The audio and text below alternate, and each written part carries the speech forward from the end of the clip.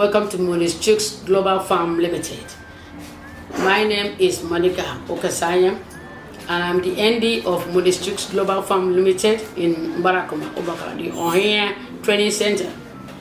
We are into poultry business, and into poultry we have chains of incubatees. We are training in Chicks farms. And before you want to get into poultry business, we have to introduce to you how you go about it. The brooding process, the building process, the brooding process. So the building process will have to give you a specified place and a specified land and where it's supposed to face, because you don't just build a brooding house without knowing where to face your brooding pen. That's number one. Number two, we have to teach you how to make a brooding house. A breeding house, how to wash it, clean the breeding house, get it disinfected before the arrival of your birds. And after that, after cleaning the house, then we prepare the breeding house, then put on our breeding mats, the wood shavings, ready for the chicks' arrival. And we can now have to go to the farm. This is my office, and let's go to the farm.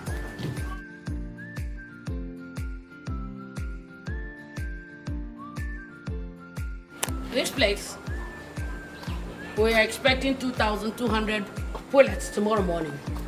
So this is a brooding house where we are preparing for those pullets coming in tomorrow. If you come here maybe by 8 o'clock, 9 o'clock tomorrow, that's the brood. This one is called a brooding mat.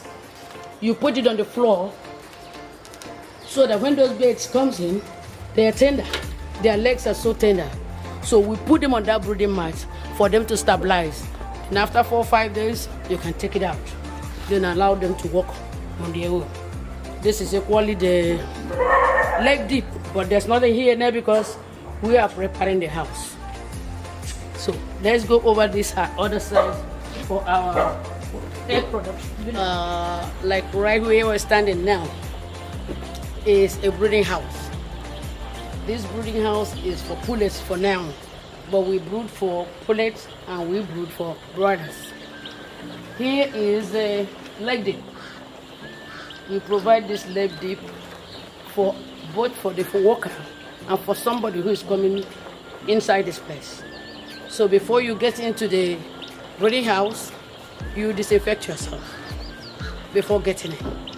And after you walk in there, you come out, you equally disinfect, because when you go to the other farms, you don't carry the disease inside this place to another pen. So the pullets here, we train them. They are just a week and a half old right now. So, and they have been given their first vaccine, which is the Gomboro, given on the 8th day, and they are on multivite and carry water. On the 14th week, we give them the second vaccine, which is the Lasota.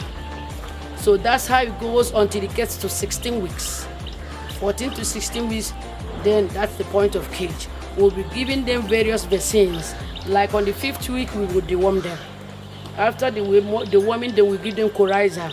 Coryza is the one that makes the eye big, or like they have boils in the eye. Then we give coryza. Then after that, we deworm 2 times. We give Lasota 3 times. We give Gomboro 3 times. Before we come into the jabbing of the wings. From the jabbing of the wings, we now do the debeaking. From the debeaking, then you deworm again. Then you're set to give them the final dose, which is the EDS, egg drop syndrome. That one is done on between 16th and 17th week. And when you do that, then they are ready for cage. Because it depends on your breed, where you get them from. If you get them from a good breed, they can lay on the 19th week. But if you give them, there's some farms which can lay on 19, 20, it depends on the farm. So, but still, we do brooding for broilers here, for meat consumption. Then from here, we still get to the real pen. To do them to the 7th week or 8th week, we sell. Each of these pens contain, the size of it is for 2,500 bags.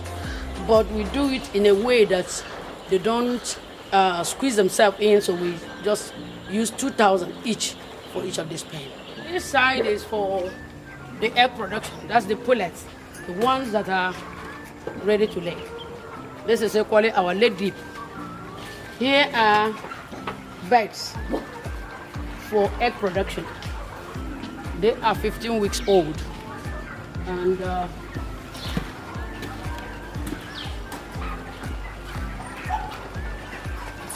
so when we get them from this side after the deep litter, 14th week, 15 weeks, we bring them over here. So from here, they will start producing their eggs. But usually, broiler pullets, you don't put their tank outside. They need cold water at any given time. So we have their tank inside the house, so that they will have cold water every time. We equally have, if we can mix medications, we'll have all those drums there to mix their medications.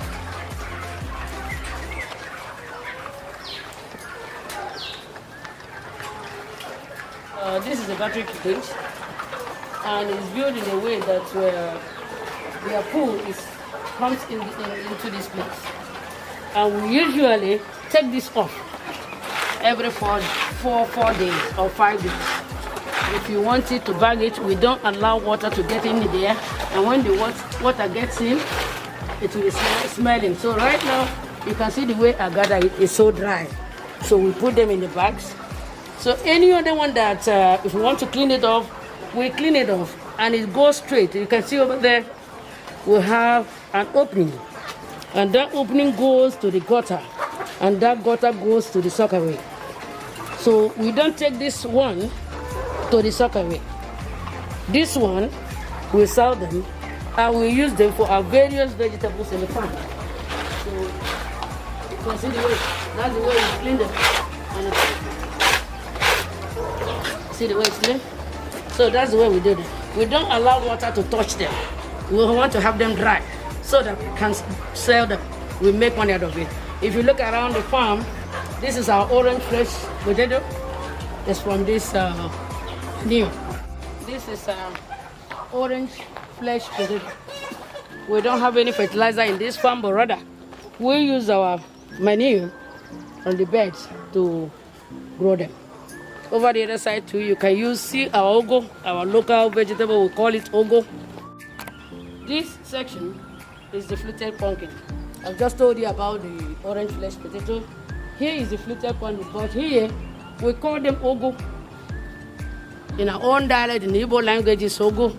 We use this one, we use it in making good food for ourselves, and it's highly nutritious. So over here, we have cocoyam. Cocoyam is very, very good for the diabetic patients. We equally use the manure for the cocoyam. If not, we get any seed from them. This section is turmeric section. Turmeric is it's not just for us, it's for sale. Make money out of this. This turmeric costs a lot of money. Turmeric, you can use turmeric to make your rice. You can use turmeric to form a facial cream. You can use turmeric. You drink turmeric in the morning with a glass of hot water. All your immune system will be stabilized. So we equally have plantain. Plantain is equally for our consumption and also for sale. You can see that all the areas we have in this farm is properly utilized. We don't give no stone, nothing at all, because we have the manure to use to grow them. Here is the bay.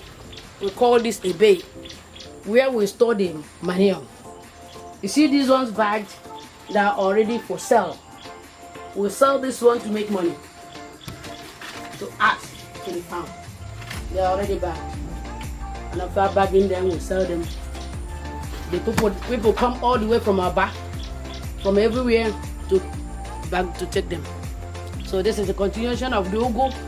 Like I told you, every space here is utilized because we have manure. There's no fertilizer in here. And this section where we are now is nutritional mainstreaming. Life and Day gave me this orange This is a very sweet orange from Life Indy. Over there is a sour shop from Life Indy. Everything here is from Life Indy. As you can see, we have a lot of fruits in here. I can equally take you to the other side section where we have pawpaw, we have grapes, we have lemon. We probably have more ugu on that section. Cassava, we have the vitamin A cassava, we have the 419 cassava. So let's go over there. This section is called pepper. And this is the pepper. I brought this pepper in, and it's called the scotch bonnet. Usually, rain season, you plant later after the rain is going. Because if you plant during the rain, you can't get anything out of it. So we plant it late. That's why it's coming out. Over here is the mango, the climate change intervention.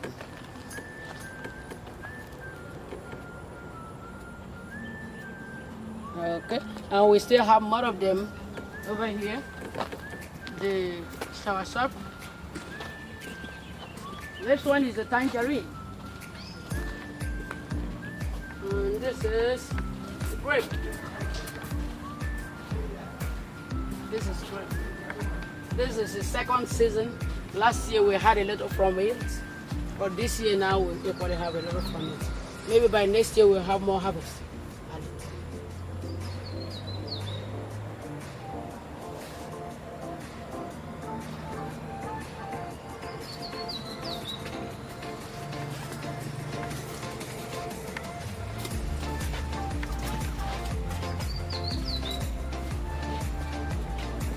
This section is the vitamin A cassava. It's vitamin A. It is very good. We probably have still continuation of the south shop over here and over here, here and there.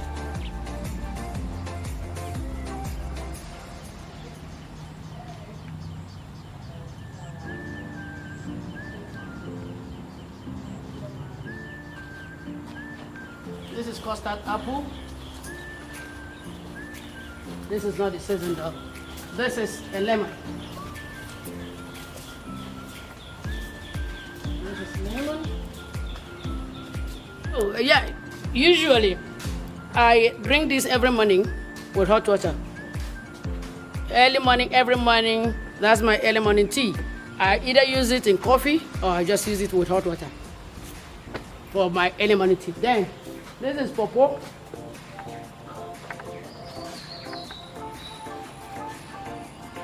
This is another species of the vegetable. Usually we call this bitter leaf, but this one is different because you don't need to wash it. You just get straight to the soup, and it's not bitter. You can feel me eat it. Not bitter. It goes straight to the pot. This is another tangerine right here.